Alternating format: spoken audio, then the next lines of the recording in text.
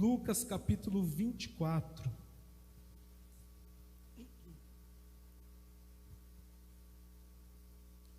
O texto que eu vou ler é um pouquinho extenso, tá? Mas é necessário para compreensão. Lucas capítulo 24, versículo 13.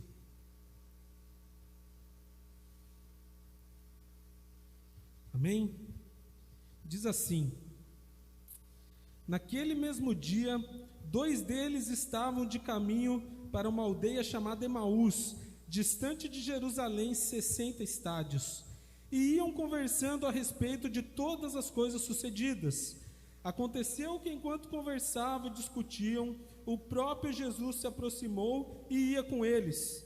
Os seus olhos, porém, estavam como que impedidos de os reconhecer. Então lhes perguntou Jesus: que é isso que vos preocupa, de que ides tratando à medida que caminhais? E eles pararam entristecidos. Um, porém, chamado Cleopas, respondeu dizendo: és o único, porventura, que, tendo estado em Jerusalém, ignora as ocorrências destes últimos dias? Ele lhes perguntou: quais? E explicaram o que aconteceu a Jesus, o Nazareno, que era varão, profeta poderoso em obras e palavras, diante de Deus e de todo o povo, e como os principais sacerdotes e as nossas autoridades o entregaram para ser condenado à morte e o crucificaram. Ora, nós esperávamos que fosse ele quem havia de redimir a Israel, mas depois de tudo isso, é já esse o 3º dia desde que tais coisas sucederam. É verdade também que algumas mulheres das que conosco estavam nos surpreenderam, tendo ido de madrugada ao túmulo, e não achando o corpo de Jesus, voltaram dizendo terem tido uma visão de anjos, aos quais afirmam que ele vive. De fato, alguns dos nossos foram ao sepulcro e verificaram a exatidão do que disseram as mulheres, mas não o viram. Então lhes disse Jesus: honestos e tardos de coração para crer tudo o que os profetas disseram, porventura não convinha que Cristo padecesse e entrasse na sua glória?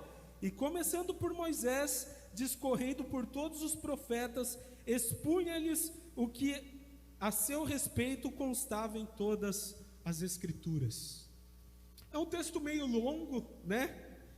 Mas ele é até que conhecido. E esse texto, há muito tempo, tem falado ao meu coração. Muitas vezes os sinais de Cristo estão claros à nossa frente, mas nós não conseguimos reconhecer.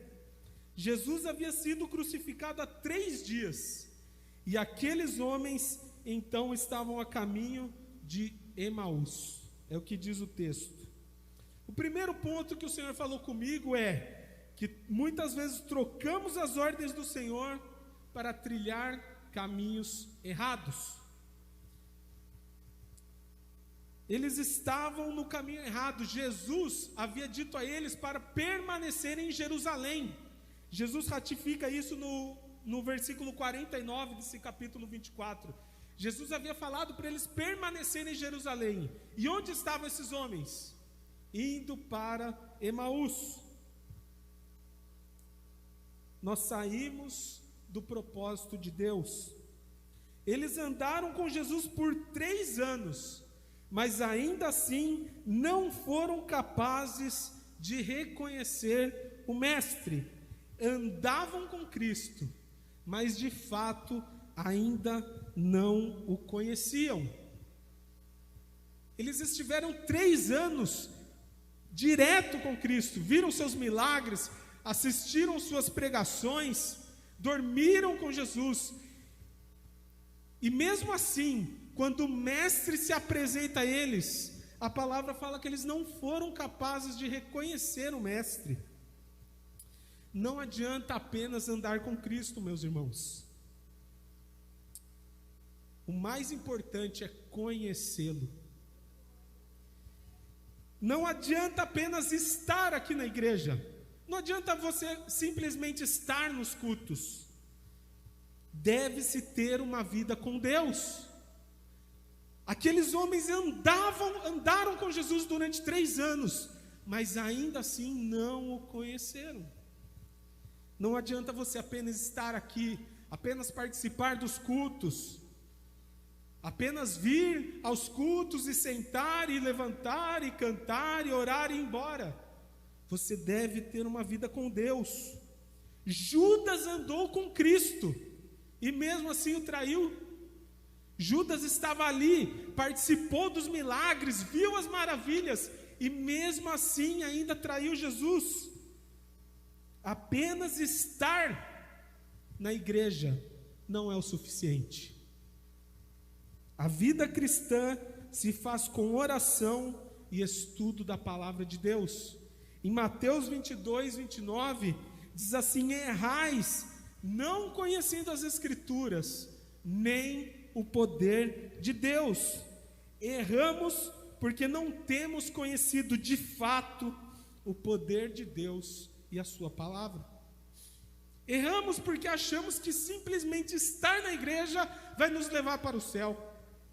Erramos porque achamos que esse lugar é um lugar miraculoso, que independente do que eu faça, independente do que eu viva, eu vou para o céu. Irmãos, a salvação é individual. A salvação depende de você. O pastor Júnior está aqui ensinando, pregando, mas a salvação depende da sua atitude, depende da sua caminhada com Cristo. Como eu já falei aqui, Judas estava com Cristo todos os dias e ainda assim o traiu. A caminhada cristã se faz com experiências com Cristo.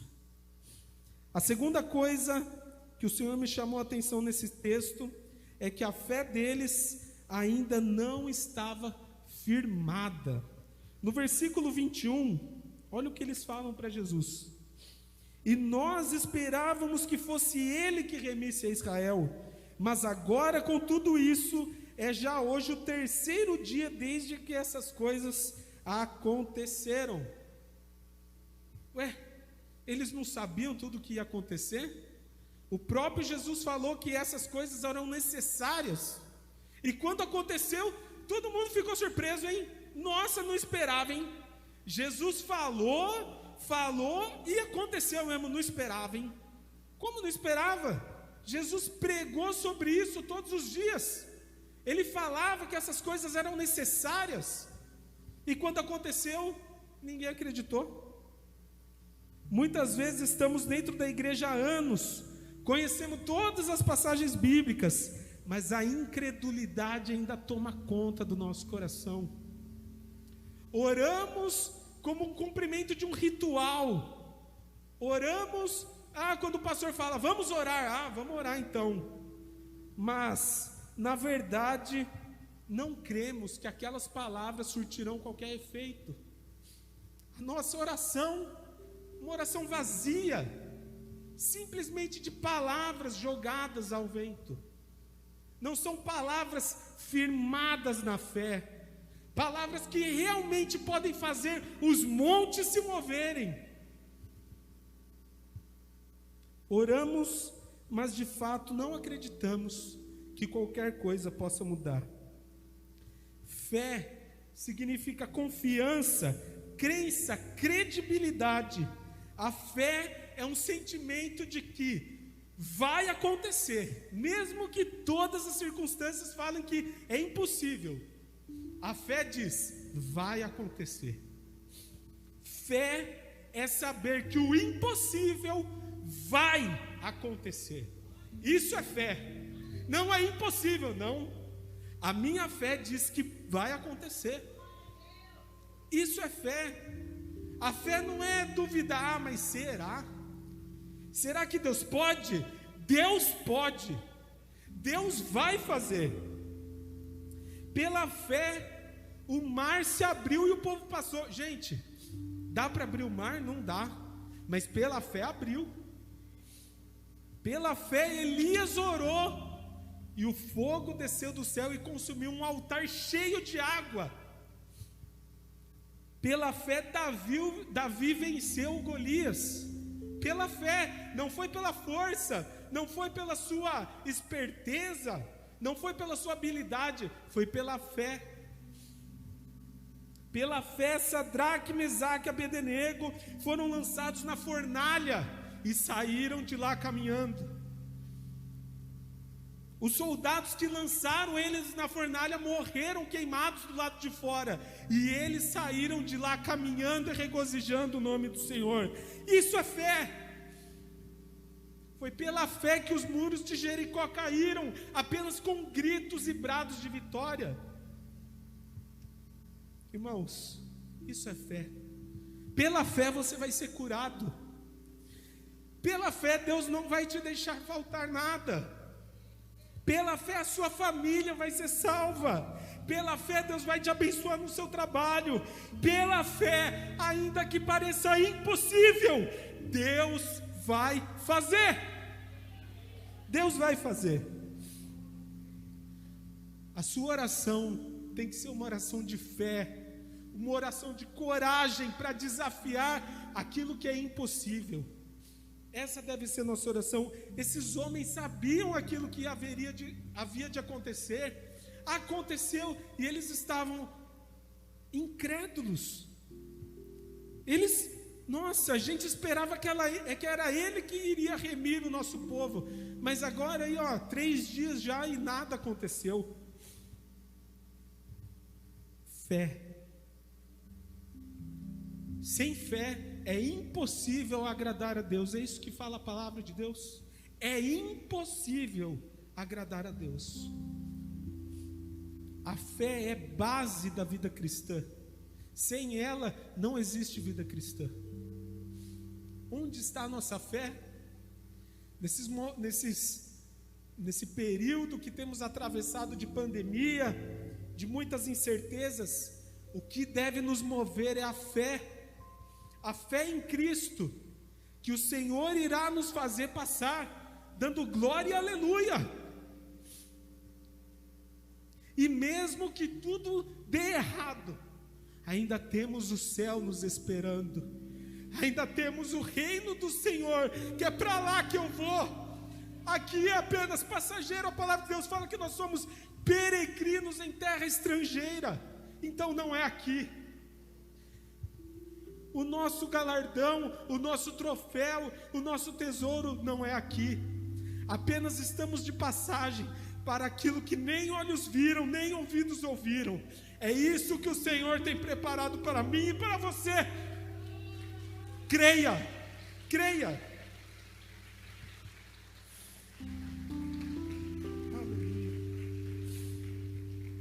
Terceiro ponto que o Senhor falou comigo nesse texto é que eles não entenderam o propósito de Deus. E no versículo 25 o Senhor dá uma dura neles. Fala assim: honestos e tardos de coração, para crer em tudo que os profetas disseram. Porventura não convinha que Cristo padecesse essas coisas e entrasse na sua glória? Eles estavam decepcionados, pois não tinham entendido o propósito de Cristo.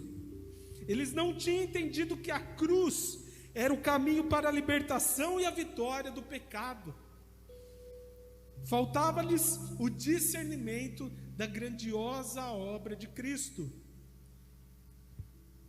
Muitas vezes nos decepcionamos com Cristo, decepcionamos com a igreja, muitas vezes nos decepcionamos com o pastor, com os irmãos.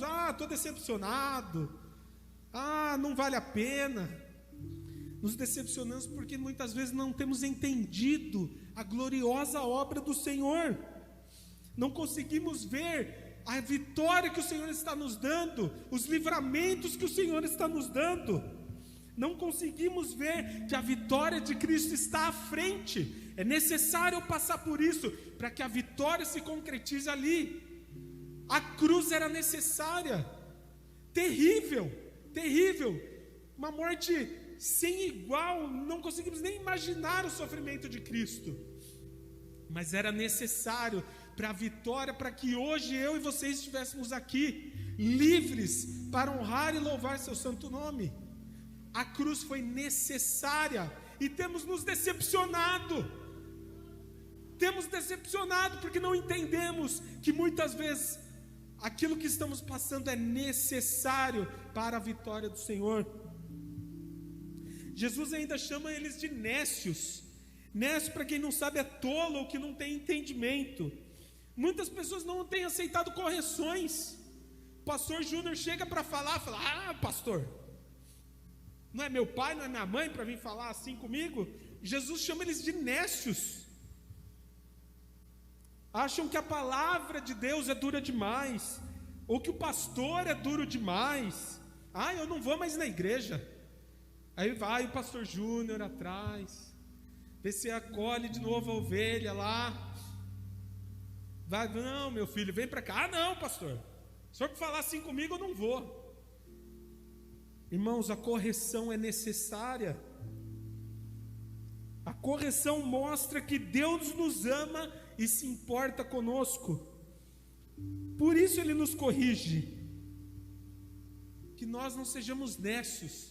Vamos aceitar a correção. Se o pastor vir falar alguma coisa para você, aceite, irmão. Ele está falando é porque te ama, porque Ele quer o seu bem. Não vira cara para o pastor. É trabalho do pastor. Deus vai requerer dele a vida sua e de todo mundo que está aqui. Deus vai requerer dos pastores: olha, o que vocês fizeram com as vidas que eu dei para vocês. Então é necessário que muitas vezes o pastor dê um puxãozinho de orelha para a gente. Mas não é simplesmente o pastor, é Deus nos corrigindo, para que nós possamos evoluir e avançar na nossa vida cristã. É necessário, gente. Eu tenho um filho de 6 anos, coisa mais linda, cara do pai, lindo. Estava até tocando violãozinho aqui, se vocês viram, de violãozinho amarelo aqui. Mas de vez em quando, como diz o pastor Carlos lá de Pedreira, é necessário chamar para perto e trazer para a verdade. Eu amo ele e é por isso que eu o corrijo. Falo: Arthur, não é desse jeito que as coisas funcionam. Ah, mas pai, não é assim. Mas eu faço isso para que ele cresça um homem honrado, um homem de Deus, um homem firmado na verdade. É para isso que eu corrijo ele. Com Deus é a mesma coisa. Deus nos ama, por isso que Ele te corrige. Se Deus não nos amasse, Ele não ia, deixa fazer o que quer, não me importo com a vida dele. Mas é justamente porque Deus se importa que Ele te corrige. Mas a partir do verso 28 de Lucas 24, esses homens tomaram atitudes que fizeram toda a diferença. Versículo 28, Lucas 24, 28, diz assim: quando se aproximaram da aldeia para onde iam, fez ele menção de passar adiante, mas eles o constrangeram dizendo: fica conosco, porque é tarde e o dia já declina. E entrou para ficar com eles. E aconteceu que quando estavam à mesa, tomando eles o pão, abençoou-o, e tendo partido lhes deu. Então se lhes abriram os olhos e reconheceram, mas ele desapareceu da presença deles. E disseram um ao outro: porventura não nos ardia o coração quando ele pelo caminho nos falava, quando nos expunha as escrituras? E na mesma hora, levantando-se, voltaram para Jerusalém, onde acharam reunidos 11 e outros com eles, e os quais diziam: o Senhor ressuscitou e já apareceu a Simão. Então os dois contaram o que lhes acontecera no caminho e como fora por eles reconhecido no partir do pão. Olha o que esses homens fizeram. Aquilo que parecia o pior dia da vida deles se transformou em alegria. Eles tomaram algumas atitudes que mudou tudo.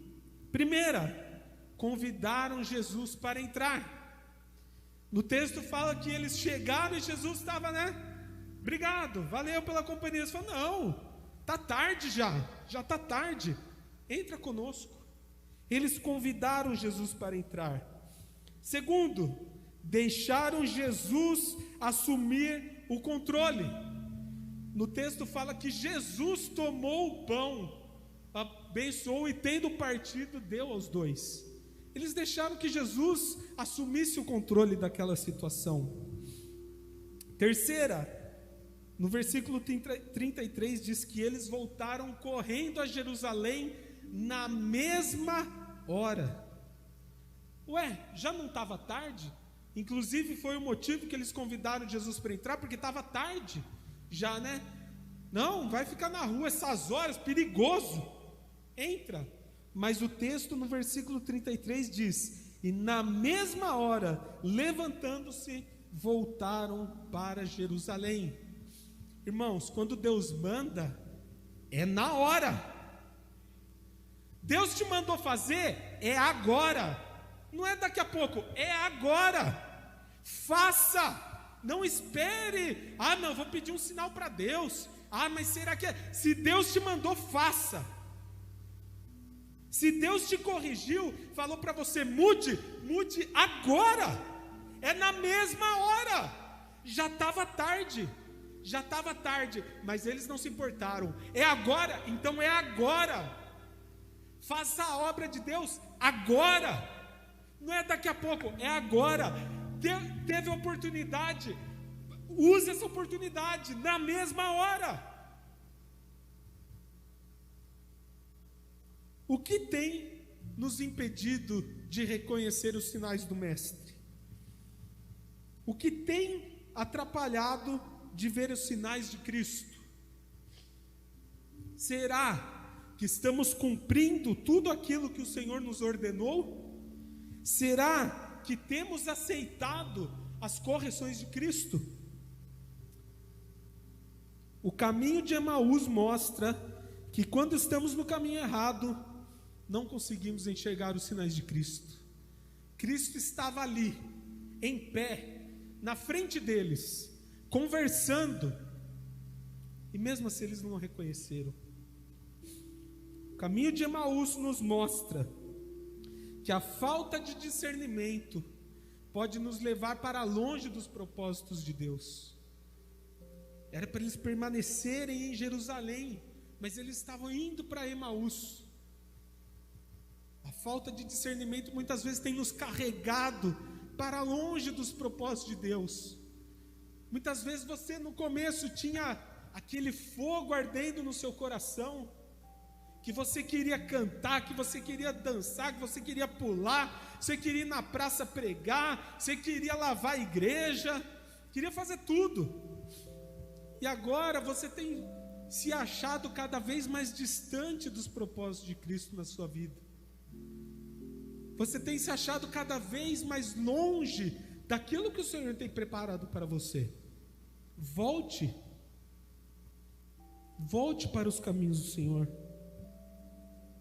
O caminho de Emaús nos mostra que a caminhada cristã não se faz através do tempo, mas sim das experiências que temos com Cristo.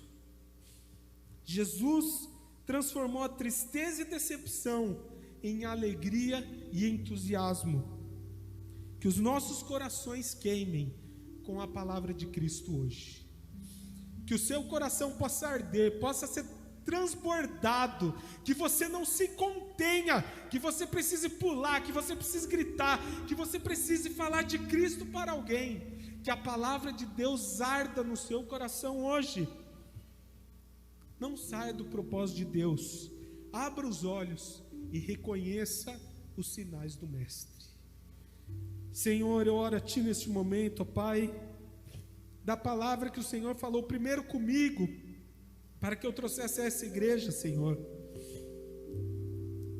Que, Senhor, nossos olhos não estejam tapados, ó Pai, mas que os nossos olhos se abram, Senhor, para reconhecer o Mestre, para reconhecer que só o Senhor é Deus, que eu possa ver, Senhor, aquilo que o Senhor quer para mim hoje, que eu possa voltar da onde eu parei na minha caminhada cristã, Senhor, que eu não deixe me abalar pelos problemas, mas saber que o Senhor está comigo, Senhor.